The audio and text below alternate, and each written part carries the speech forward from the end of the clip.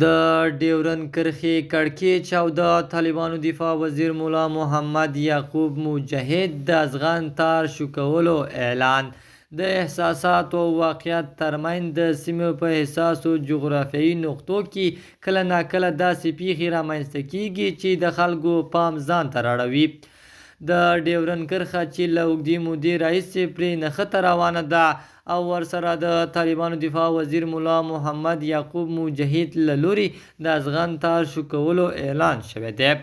دا ډول خبرونه تل له احساساتو ډک وي، ځکه چې دا کرښه یوازې جغرافیایي نه بلکې د خلکو د تاریخ، کلتور او اړیکو یوه برخه ده. ډیری کسان دا موضوع د ملي هویت او خپلواکۍ له زاویې ګوري او هر پرمختګ یا شخړه ژر د خلکو ترمنځ خپریږي. په سلامونو مو ورکلی کوم د صداقت نیوز چینل درنو لیدونکو. سلام، ستړي مشئ، وخت مو په خیر. پام مو راګرځوم د دې ساعت مهم خبر ته او په سر کې یادونه کوم ملګرو که مو چینل نه وي سبسکرایب کړی د مهمو خبرونو لپاره در سره صداقت نیوز چینل په درنښت سره سبسکرایب کړئ. له بلې خوا دا ډول حالتونه د احتیاط غوښتنه هم کوي.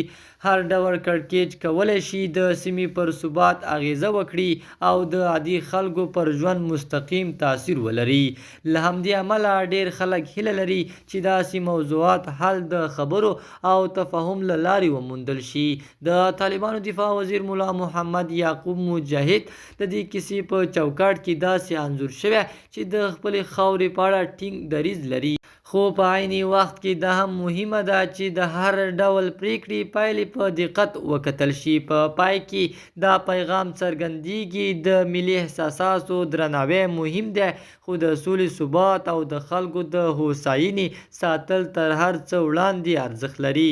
د صداقت نیوز چینل درنو لیدونکو، دا زمونږ د دې ساعت چمتو شوی خبر. تر بیا خیر چارې، د الله په امان.